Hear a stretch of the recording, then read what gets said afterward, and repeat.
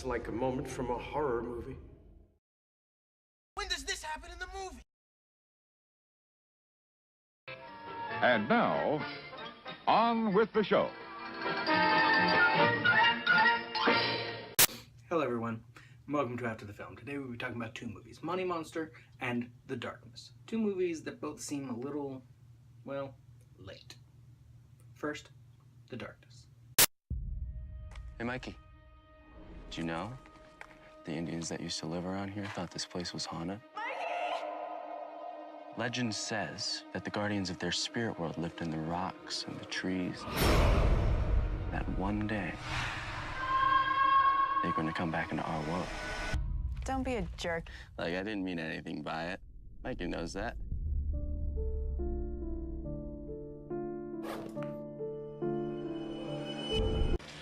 God put that rock there for a purpose, and I'm not so sure you should move it. That's just a little taste of The Darkness.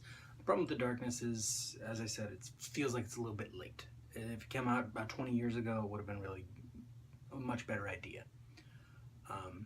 It's also really long. Even though it's only like an hour and a half, it feels like double that, triple that. It's very slow, not much happens, and the writing is lazy. The directing is lazy. Despite the fact that McLean's prior film, Wolf Creek, is actually pretty good, despite not being an original. This one's not original either. See, if The Darkness had come out in the 90s, we might not have cared so much about the cultural appropriation with the Anasazi and making like Native American mysticism the demon thing.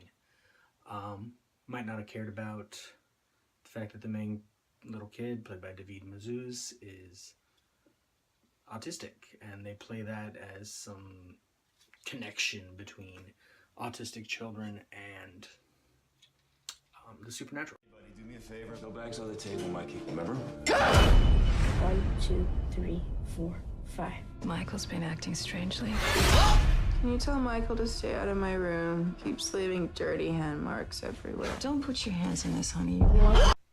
You know, call me PC, but using the Anasazi in 2016 as some like Native American demons thing, or making the main character's kid, played by David Mazouz, autistic, and suggesting very openly in the film that autistic children are related to the supernatural, is a little offensive.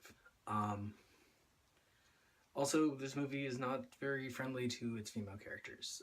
The daughter, Lucy Fry, is the one most victimized, and the mother, played by Radha Mitchell, she right away notices something's going on, but it doesn't matter until the father, played by Kevin Bacon, also agrees that something's happening. Then suddenly the plot goes into gear and the movie ends. And it's the end of the movie that has the biggest problem, though, in that it feels a bit antiquated to bring in... This movie's full of cliches, and this is just one more. And this is where the movie just throws in one more cliche. They bring in an old Hispanic woman and her, I think it's her granddaughter, to get rid of the demons. And it's like Spanish is the new Latin. It's romanticization of the other. This mystic thing where it has to be the non-white character that comes in and saves the day.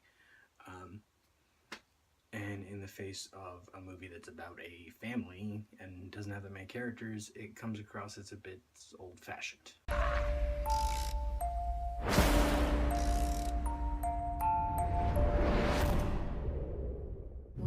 The movie tries to be a family drama. Each of the family members have their problem. The mother is an alcoholic. The father had an affair. The daughter is a bulimic, and the son, of course, is autistic, as I've already mentioned. The movie pretends like this is because the demons have come, but they're established right away as having all these problems.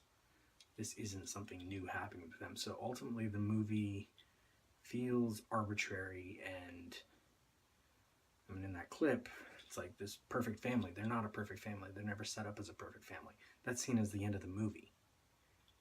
And it has nothing to do with a perfect family being broken down by the supernatural. It's a broken family, bunch of damaged people who barely deal with the supernatural. Nothing bad happens. No one really gets that hurt.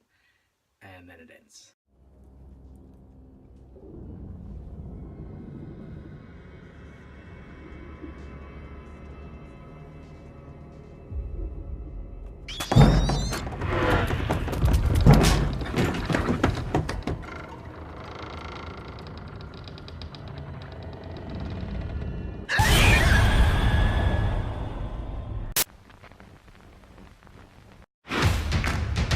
Minutes, Mr. Gates. Now, do you have the revisions for the opening of the show? Yeah, we're still making some changes. Am I going to get them before the show or after? Yeah, you know the the drill. You just point the camera in my direction. We'll figure it out together. It always sounds so simple and yet so moronic. Good luck, everybody. Woo! Name is Lee Gates. The show is Money Monster. Who's that guy? Who's looking? Here, On camera, too. Without risk, there is no reward. You're lying! Money Monster, on the other hand, lets its characters feel a little more real. Or maybe it's because the actors are better, or maybe it's just because the script doesn't require anyone to do that much emoting, other than Jack O'Connell as the guy who takes George Clooney hostage. Other than him, people are just reacting. It's a bit too much thriller, not enough of what could have been a real commentary on finance like The Big Short was last year. And it's another reason why, and I put these two reviews together, because this movie also feels late. While The Darkness feels about a couple decades late, this one feels about 5 or 6 years late. When it could have been a good commentary on the recession and Wall Street, instead it's just a straightforward thriller. The direction is great. Jodie Foster makes a good, solid film, kind of like Ron Howard. They're never great, but they're always good. It's the biggest movie I've done, for sure. It's the first thriller. This film gives us a better baseline for its characters because of that solid direction, probably. We get to know the characters before anything really gets going. And we have an actual protagonist. The other, in The Darkness, it seems arbitrary that it's this family. It seems arbitrary that they do anything, that they react to anything. And this movie also deals better with the gender thing. While The Darkness is a little sexist, it has strong female characters. Patty, played by Julia Roberts. Diane, played by, I don't know how you pronounce her last name, but Catriona Balfe. And even the hostage taker's girlfriend, Molly, played by Emily Mead, who you see briefly in the trailer. They tracked down his girlfriend. That was everything we had. Every last cent. What are you doing? And she's way better in the movie because, spoilers, she tells him off. The trailer makes it look like she's worried about him. Like, oh no, what are you doing? But that's not it. She tells him off. She insults him. She makes him feel small. I want everyone to know something. I might be the one with the gun here, but I'm not the real criminal. It's people like these guys. They're stealing everything from us, and they're getting away with it too. I'm telling you, it's Rick. Unfortunately, like The Darkness, Money Monster also deals in the other as this weird magical thing.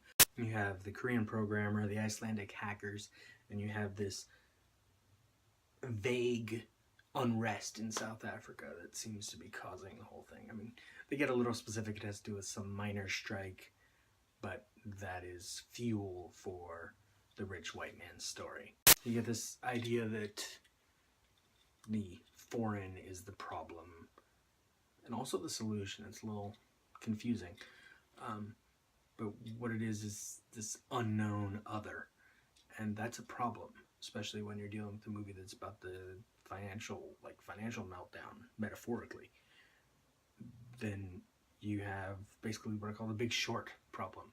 That movie was dealing more openly with the financial meltdown, and it dealt with it primarily from the view of the investors. These rich guys, yeah, some of them feel bad, but still, they're the ones making money off of all this. And, I mean, they have that blink and you'll miss it family who we see at the end of the movie in a, 15-second clip. For the past 2 years, my insides have felt like they're eating themselves. All the people I respected won't talk to me anymore, except through lawyers. Are living out of their car. But that's underneath the voiceover of Christian Bale, who felt bad about making millions of dollars. I mean, it's a great movie, but it's not a movie about the common man. And this movie, Money Monster, it tries to be. Jack O'Connell's character is trying to be a voice for the common man, the guy who lost all the money, but ultimately he's just a tragic figure in a fairly generic thriller. Solid and watchable, but generic. And so, essentially we have two movies that are too late and deal too much in the idea that, like, problems and solutions come from elsewhere. And that's not good drama.